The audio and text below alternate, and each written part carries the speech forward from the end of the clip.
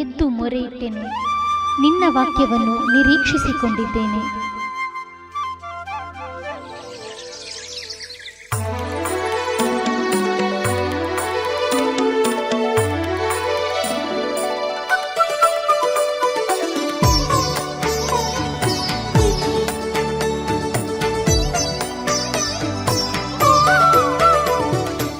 ದೇವರ ಅತಿ ಪರಿಶುದ್ಧ ನಾಮ ಮಹಿಮೆಗೊಳ್ಳಲಿ.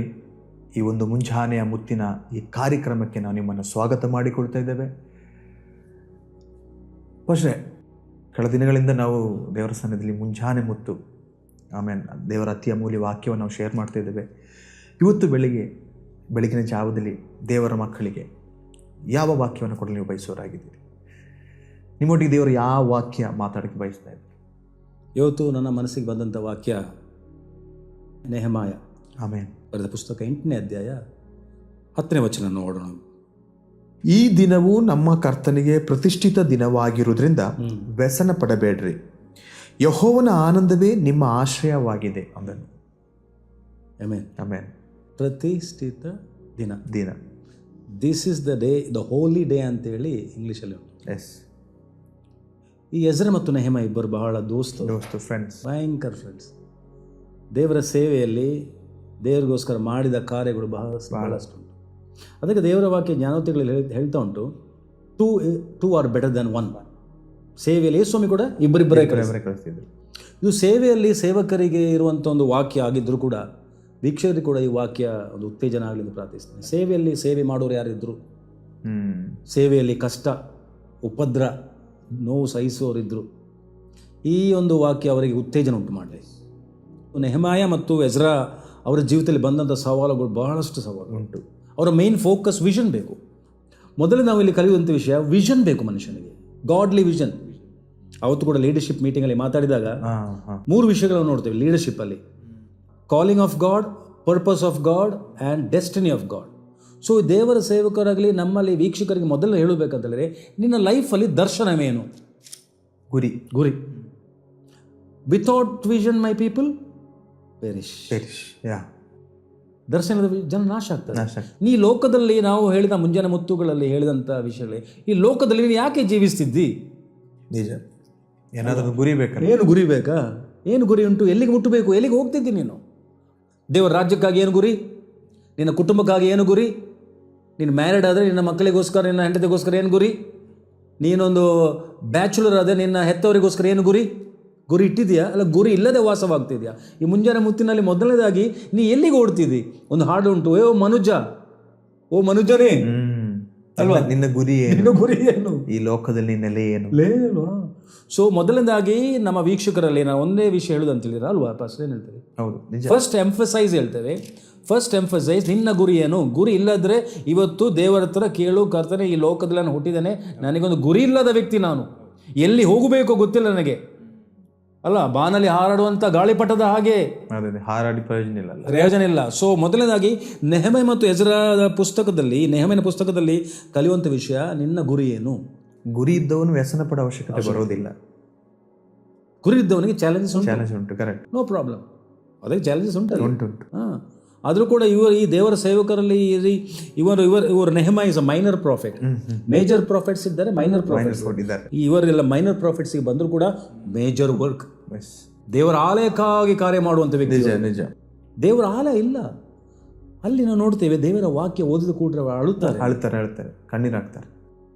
ಕಣ್ಣೀರಾಗಬೇಕು. ನಾವು ಕಣ್ಣೀರಾಗಬೇಕು. ಈ ದಿನಗಳಲ್ಲಿ ಅಳಬೇಕು. ಸ್ವಾಮಿ, ನನ್ನ ಜೀವಿತದಲ್ಲಿ ಗುರಿ ಇಲ್ಲದೆ ಎಲ್ಲಿ ಹೋಗ್ತಿದ್ದೇನೆ ನಾನು? ದೇವರ ವಾಕ್ಯ ಹೋಗ್ಬೇಕಾದ್ರೆ ನಮಗೊಂದು ಒಳಗೆ ಸಂಘರ್ಷ ಬೇಕು, ಒಂದೇನೋ ಕಾರ್ಯ ಆಗಬೇಕು.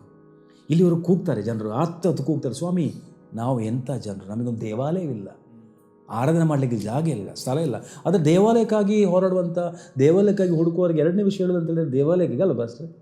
ದೇವಾಲಯಕ್ಕಾಗಿ ಯಾರೆಲ್ಲ ಕಷ್ಟಪಡ್ತಿದ್ರು, ಇವತ್ತು ದೇವಾಲಯಕ್ಕಾಗಿ ಜನರೇ ನೀವು ಮೊಣಕಾಲು ಊರಿ ನೀವು ಪ್ರಾರ್ಥಿಸೋದಾದರೆ ಈ ಹಿತಕರವಾದ ದಿನ ದೇವರು ನಿಮಗೆ ಆಶೀರ್ವದಿಸ್ತಾರೆ. ಹಣ ಮುಖ್ಯ ಅಲ್ಲ, ಹಣ ಮತ್ತೆ ಬರ್ತದೆ, ದೇವರ ರಾಜ್ಯ ಮುಖ್ಯ. ಎಷ್ಟೋ ಸ್ಟೋರೀಸ್ ಉಂಟು, ಹೆಂಗಸರು ತಾಯಿಯಂದಿರು ಪ್ರೇಯರ್ ಮಾಡಿ ದೇವರ ರಾಜ್ಯವನ್ನು ಸ್ಥಾಪಿಸಿ ಸಭೆಯನ್ನು ಸ್ಥಾಪಿಸುವಂಥ ಎಷ್ಟೋ ಸ್ಟೋರಿಗಳು ನಮಗುಂಟು. ಸೊ ಅದಕ್ಕೆ ದೇವರು ಈ ದಿನ ನೀವು ಹತ್ತಿದ್ದೀರಿ, ಬಿತ್ತಿದ್ದೀರಿ, ನೀವೆಲ್ಲ ಮಾಡಿದಿರಿ ಇನ್ನೂ ಗೋಳಾಡೋದು ಬೇಡ. ಬೇಡ. ಅದಕ್ಕೆ ದೇವರ ವಾಕ್ಯ ಹೇಳ್ತಾರೆ, there is a time to weep and time to laugh ಅಲ್ವಾ? ಹೇಳ್ತಾರೆ ಲೈಫ್ ಲಾಂಗ್ ಕೂಗ್ತಾ ಇರ್ಬೇಕಂತಲ್ಲ, ಅಲ್ಲ, ಎಲ್ಲದಕ್ಕೊಂದು ಸಮಯ ಉಂಟು. ಲೈಫ್ ಲಾಂಗ್ ಹತ್ತು ಕೆಲವ್ರ ಹತ್ರ ಕಂಪ್ಲೇಂಟ್ಸ್ ಲೈಫ್ ಲಾಂಗ್. ಹೌದೌದು, ಕೆಲವ್ರ ಲೈಫಲ್ಲಿ ಎಲ್ಲ ಕಂಪ್ಲೇಂಟ್ಸ್ ಬೆಳಗಿಂದ ಸಂಜೆವರೆಗೆ ಕಂಪ್ಲೇಂಟ್ಸ್. ಸೊ ನೀವು ಇವತ್ತು ನೀವು ನಿಮ್ಮನ್ನೇ ಪರೀಕ್ಷಿಸಬೇಕು. ನಿಮ್ಮ ಲೈಫಲ್ಲಿ ಫುಲ್ ಆಫ್ ಕಂಪ್ಲೇಂಟ್ಸ್ ಉಂಟಾ? ಥ್ಯಾಂಕ್ಸ್ ಗಿವಿಂಗ್ ಉಂಟಾ?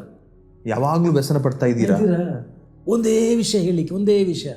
ಯಾವ ಪಾಸ್ಟ್ರಿಗೆ ಕಾಲ್ ಮಾಡಿದ್ರು, ಯಾವ ಸೇವಕರಿಗೆ ಕಾಲ್, ಒಂದೇ ವಿಷಯ, ಇದೇ ಪಾಸ್ಟ್ರ್, ಇದೇ ದುಃಖ, ಇದೇ ನೋವು ಅಂತ ವ್ಯಕ್ತಿತ್ವವಾಗಿದ್ರೆ ಇವತ್ತು ದೇವರು ನಿಮ್ಮ ಜೀವಿತದಲ್ಲಿ ಬದಲಾವಣೆ ತರಲಿ, ಸಂತೋಷ ಬರು, ಥ್ಯಾಂಕ್ಸ್ ಗಿವಿಂಗ್ ಆಟಿಟ್ಯೂಡ್ ಬರಲಿ. ನಿಜ ನಿಜ. ಈ ಭೂಲೋಕ, ಈ ಸೃಷ್ಟಿ, ನೀನು ಬಂದದೇ ಲೋಕಕ್ಕೆ ದೇವರು ನಿನಗೆ ಈ ಲೋಕ ಕೊಟ್ಟಿದ್ದಾರೆ.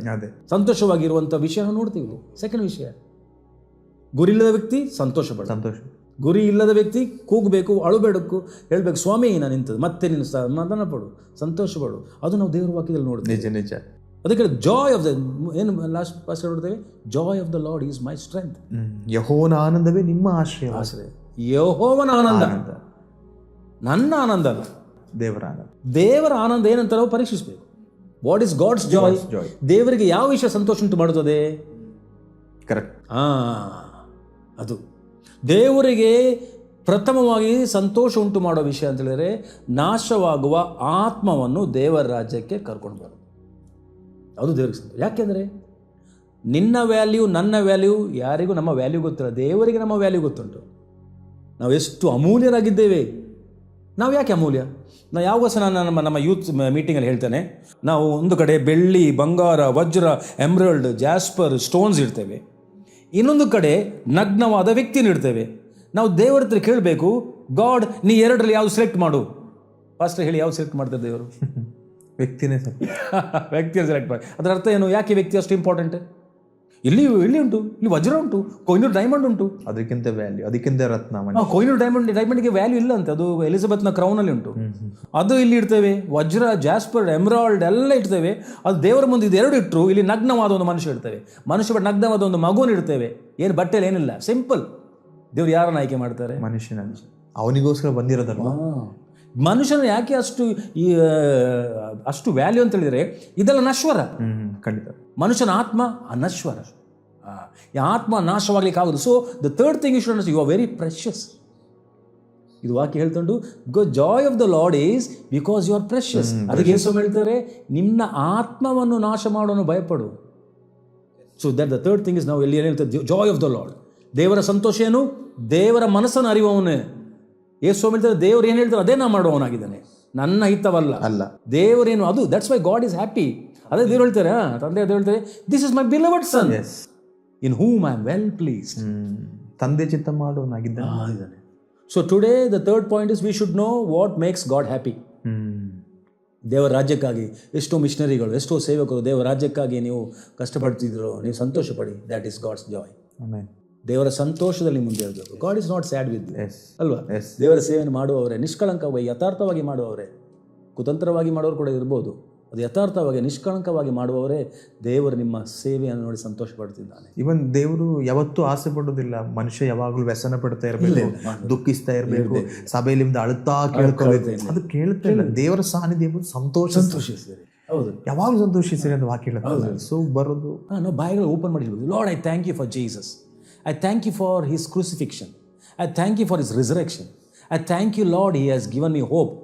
I have an eternal life. My purpose in the world is to do God's will. ಇಂಥ ನಾವು ಕನ್ಫ್ಯೂಸ್ ಮಾಡಬೇಕು ಚರ್ಚಲ್ಲಿ ಬಂದು. ದೇವರಿಗೆ ಹೇಳಬೇಕು, ಸ್ವಾಮಿ ನನಗೆ ಸಂತೋಷ ಉಂಟು, ನೀನನ್ನು ಆರೈಸಿದಿ, ನೀನನ್ನು ಆರೈಸಿದ್ದಕ್ಕೆ ನಾನು ಹ್ಯಾಪಿಯಾಗಿದ್ದೇನೆ. ನೀನು ಸೃಷ್ಟಿಕರ್ತ ನನ್ನನ್ನು ಆರೈಸಿದಿ, ಈ ಸತ್ಯ ವಚನದ ಜ್ಞಾನ ನನಗೆ ಕೊಟ್ಟಿದ್ದಿ. ಯೇಸು ಸ್ವಾಮಿ, ಈ ಬೈಬಲ್ ಅಂತ ಒಂದು ಪ್ರೆಷಸ್ ಬುಕ್ ಇದು ನಮ್ಮ ಕೈಗಳಿಗೆ ಬಂದಿದೆ.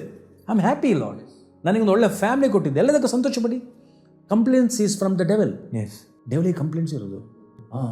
ಏನು ಹೇಳಿದವನಿಗೆ complaint, devil attitude, demonic attitude ಎಲ್ಲ ಕಂಪ್ಲೇಂಟ್. ಯಾರನ್ನು ನೋಡಿದ್ರೆ ಕಂಪ್ಲೇಂಟ್, ಯೋಬನ್ ನೋಡಿದ್ರು ಕೂಡ ಕಂಪ್ಲೇಂಟ್, ಯೋಶನ್ ನೋಡಿದ್ರು ಕೂಡ ಕಂಪ್ಲೇಂಟ್, ದೇವರ ಸೇವಕರನ್ನು ನೋಡಿದ್ರೆ ಎಲ್ಲ ಕಂಪ್ಲೇಂಟೇ.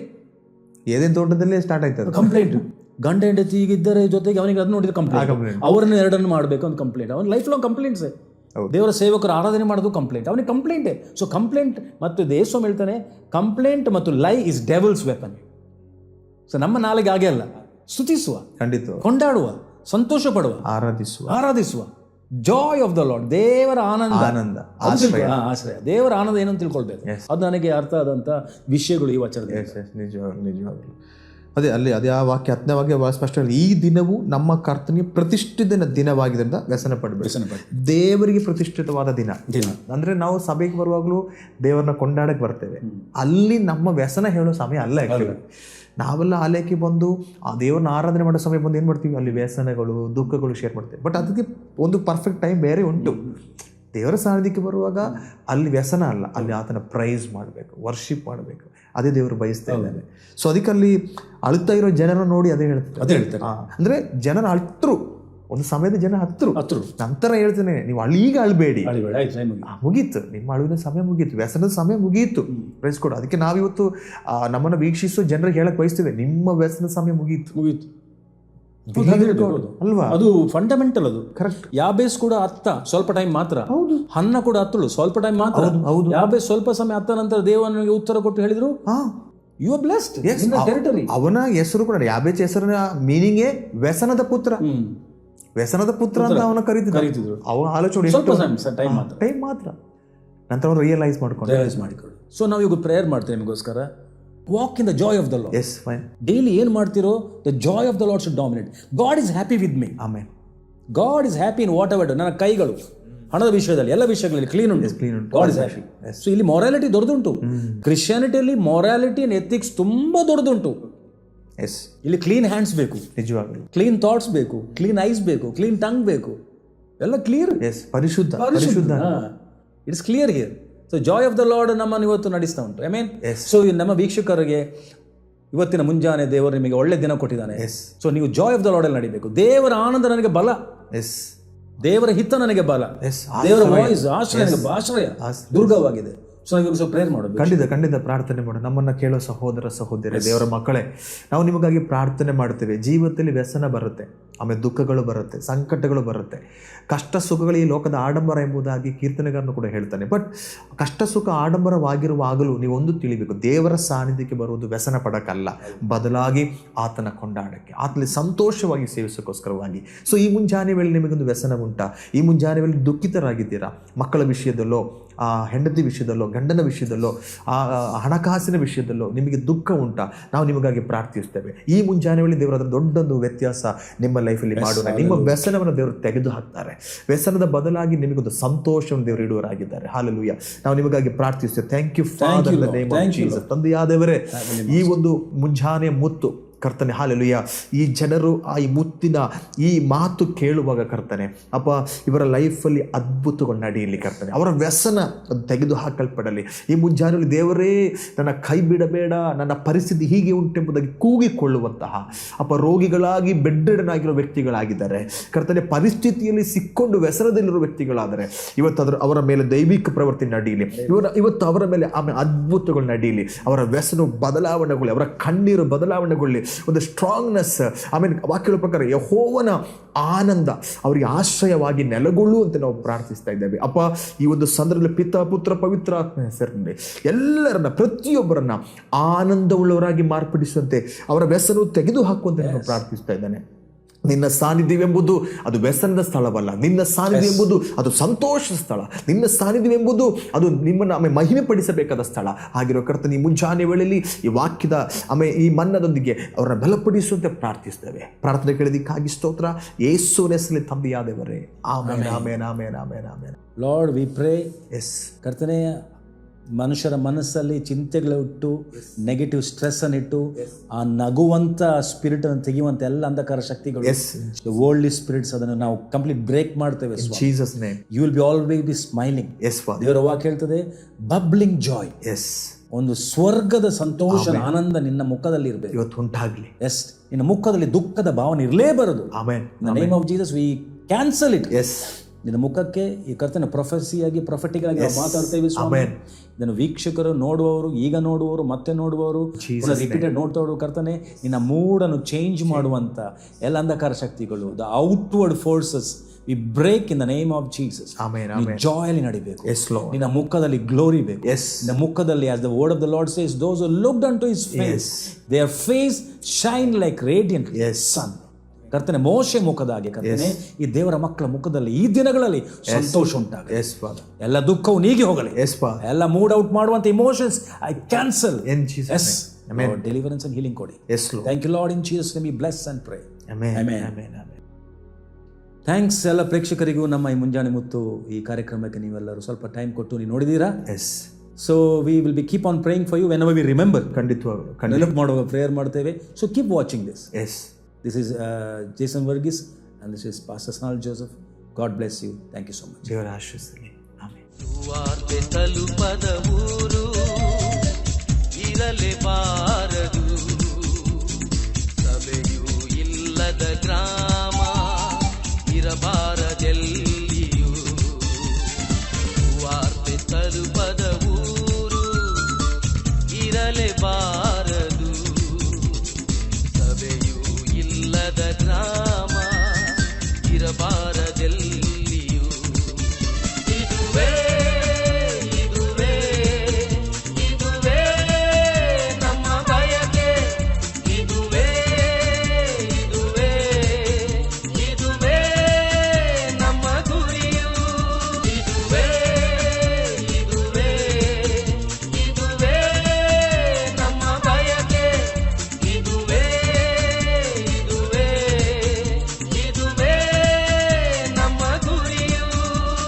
ಸುವಾರ್ತೆ ತಲುಪದ ಊರು ಇರಲೇಬಾರದು, ಸಭೆಯೂ ಇಲ್ಲದ ಗ್ರಾಮ ಇರಬಾರದೆಲ್ಲಿಯೂ. ಸುವಾರ್ತೆ ತಲುಪದ ಊರು ಇರಲೇಬಾರದು, ಸಭೆಯೂ ಇಲ್ಲದ ಗ್ರಾಮ ಇರಬಾರದೆಲ್ಲಿಯೂ.